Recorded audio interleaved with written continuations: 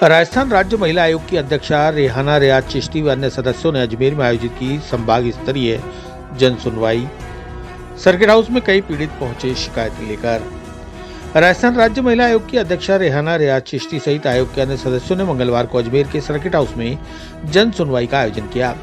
जन सुनवाई में महिला आयोग अध्यक्षा रेहाना रियाज चिश्ती ने बताया कि उनके 3 साल के कार्यकाल में अब तक 25,000 से ज्यादा प्रकरणों का निपटारा किया जा चुका है।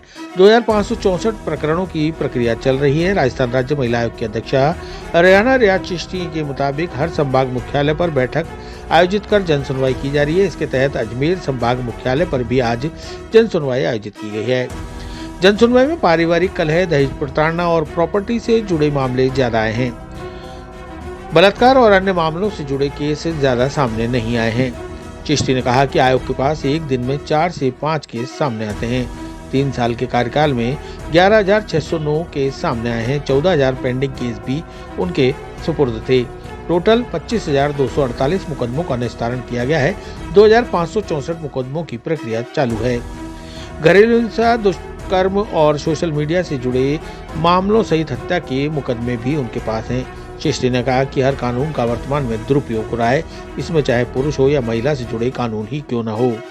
मुकदमों की गंभीरता को देखते हुए उच्च अधिकारियों को तत्काल कार्रवाई के लिए निर्देश भी दिए जाते हैं। चिश्ती ने कहा कि हम तक जो केस नहीं आ पा रहे वह एक चिंता का विषय है। जो भी हमारे पास झूठे मुकदमे आते हैं उन पर भी आयोग की ओर से कार्रवाई की जाती है। पीड़ित को तुरंत न्याय मिले, इसे देखते हुए ही आयोग कार्य करता है। उन्होंने कहा कि महिला आयोग को तूल बनाया जाता है, यह मुझे काफी गलत लगता है। रेवेन्यू व अन्य संबंधित मामलों में महिला को जोड़कर महिला आयोग का केस बनाया जाता है, लेकिन विभाग के द्वारा गंभीरता से इसकी जांच भी कराई जाती है। इस अवसर पर महिला आयोग सदस्य Suman Yadav, member secretary Virendra Yadav, deputy secretary Anil, Braj Madhuri Sharma, additional SP Mitali Garg सहित अन्य सदस्य मौजूद रहीं। क्योंकि कई जगह हम जाते हैं तो बहुत ज़्यादा केसेस आते हैं, बहुत मतलब 3-4 बज जाते हैं हमारे को डील करते करते। तो इधर आने के बाद मैंने देखा इसका मतलब महिला एसपी है तो थोड़ी संवेदनशीलता के साथ में देख रही होंगी, इसलिए कम होंगी। मैंने तो यही समझा है इधर के लिए। जानकारी के अभाव में कम है। हाँ, तो हो सकता है ये कम्युनिकेशन नहीं रहा होगा, लोगों तक पहुंचा नहीं होगा, इस वजह से। जन सुनवाई जैसे आमतौर पे अजमेर में जो आए हैं कि जितने भी आई है उसमें जैसे पारिवारिक कलह का है, दहेज प्रताड़ना का है या प्रॉपर्टी से जुड़े रेवेन्यू की जो मसला है वो ज़्यादा आया है इधर। जैसे और जैसे अपराध है, बलात्कार वगैरह का, इस तरह की चीज़ें इधर नहीं आए हैं। मैडम, अगर विगत सरकार की तुलना में इस वर्ष क्या मत लगता है आपको, एक साल में कितने केसेस हुए हैं आयोग के पास आए? आयोग के पास में केस तो एक महीने में, एक दिन में एवरेज 4-5 के हिसाब से हमारे पास में मेल से, व्हाट्सएप से, सभी तरीके से हमारे पास में आते हैं। और ऐसे तो हम आंकड़े नहीं रखते हैं कि बाकी 3 साल की जो है उसको देखा जाता है कि 3 साल की जो आया है उसमें मैंने देखा है कि 3 साल में मेरे पास, मेरे कार्यकाल में, मेरी टेन्योर जो ख़त्म हो रहे तो 11,609 केसेस आया मेरे पास में। उनमें से पुराना भी था काफ़ी, 13-14 हज़ार के करीब मेरे पास में पुराना केसेस भी थी, पेंडिंग थी, क्योंकि चेयरपर्सन थी नहीं। तो टोटल हमने निस्तारित किए 25,248 केसेस हमने निस्तारित किया है। और अभी 2,564 केसेस प्रक्रियाधीन हैं, सुनवाई जिसकी चल रही है। केसेस 11,000 12,000 केसेस आए तो आमतौर पे एक साल में 3-4 हज़ार के करीब केसेस आया है। और किस चीज के मामले होते हैं? घरेलू हिंसा का है, बलात्कार का है, उत्पीड़न का है, कई किस्म का, लिव इन रिलेशनशिप का आजकल। हाँ, सोशल मीडिया की जो दुरुपयोग है उससे लेकर जो उससे जो अपराध पनपता है उसके बारे में भी बहुत केसेस आते हैं। मर्डर का भी आए है। और केस की कोई लिमिट नहीं है।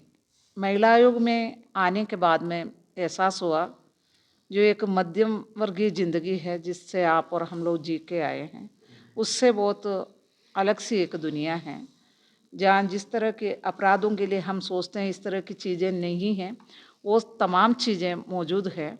अपराध इस तरह का है कि आदमी अपने आप को हमारे को सबको बड़ा परेशानी सी होती है, क्योंकि दिली तौर पे जुड़ जाते हैं हर एक केस को, और उसको कैसे सॉर्ट आउट करें उसके बारे में हम लोग सारे सोचते हैं।